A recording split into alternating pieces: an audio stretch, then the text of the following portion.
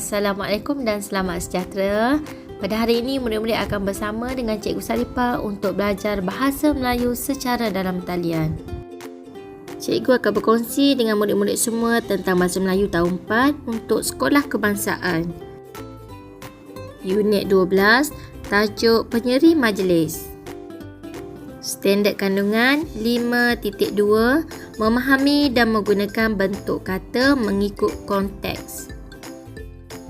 Standard pembelajaran 5.2.1, 3 Roman, memahami dan menggunakan kata berimbuhan apitan mengikut konteks. Pada akhir pembelajaran, murid dapat memahami dan menggunakan kata berimbuhan apitan dengan betul. Cikgu berharap murid-murid telah bersedia untuk belajar. Murid-murid boleh membuka buku teks tahun 4, muka surat 83. Kita akan baca dan fahami bersama-sama petikan tersebut. Petikan ini tentang penyeri majlis. Murid-murid boleh membaca dan memahami bersama-sama.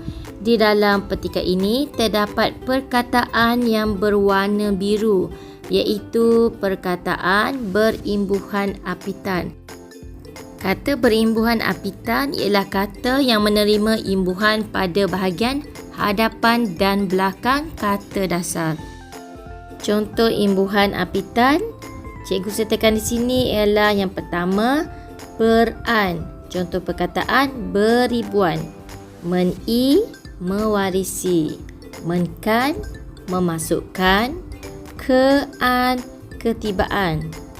Penan, pendedahan. Peran, perkampungan.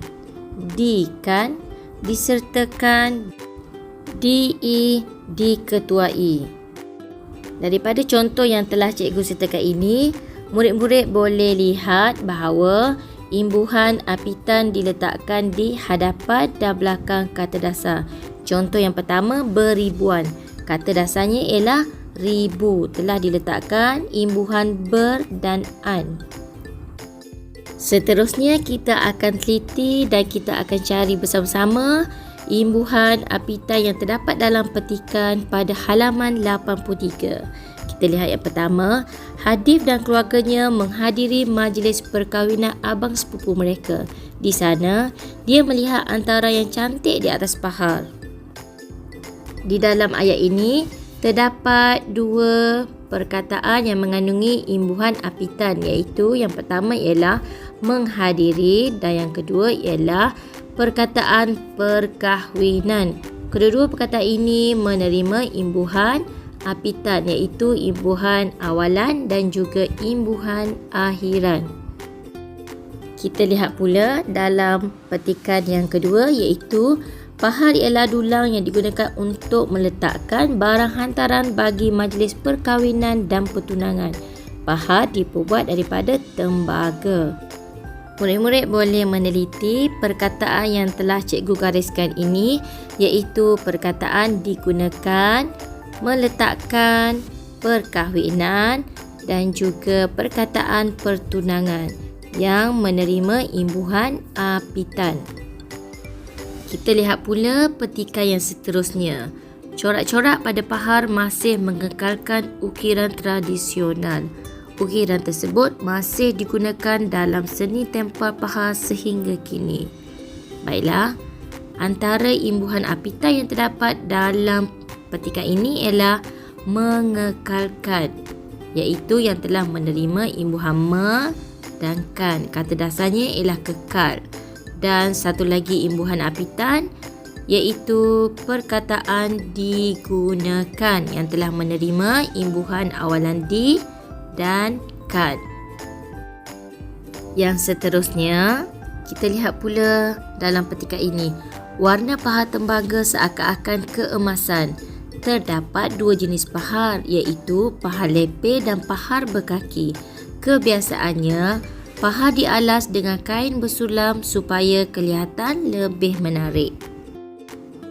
Terdapat dua perkataan yang menerima imbuhan apitan, iaitu keemasan dan juga kelihatan, yang telah cikgu gariskan dengan warna merah.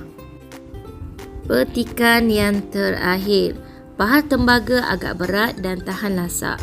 Terdapat paha tembaga yang beratnya dianggarkan mencecah 3 kg. Baiklah, cuba murid-murid teliti dalam petikan ini. Apakah perkataan yang menerima imbuhan apitan? Ya, perkataan yang menerima imbuhan apitan ialah dianggarkan, iaitu yang telah menerima imbuhan awalan di dan akhiran kan. Kata dasarnya ialah anggar. Di sini cikgu senaraikan kesemua imbuhan apitan yang telah ditemui dalam petikan tersebut, iaitu menghadiri, digunakan, meletakkan, pertunangan, keemasan, kelihatan dan dianggarkan. Seterusnya, murid-murid perlu membina ayat yang lengkap menggunakan kata berimbuhan apitan tersebut. Antara contoh cadangan ayat yang boleh dihasilkan menggunakan kata berimbuhan tersebut ialah yang pertama, majlis perkahwinan itu sungguh meriah. Yang kedua, pakaian pengantin itu berwarna keemasan. Yang ketiga, pasangan mempelai kelihatan ceria di atas pelamin. Yang keempat, jumlah tetamu yang hadir dianggarkan 1,000 orang. Murid-murid juga boleh menghasilkan sendiri ayat yang menggunakan kata berimbuhan apitan tersebut. Semoga penerangan ini dapat membantu murid-murid untuk membina ayat menggunakan kata berimbuhan apitan. Kita jumpa lagi. Bye.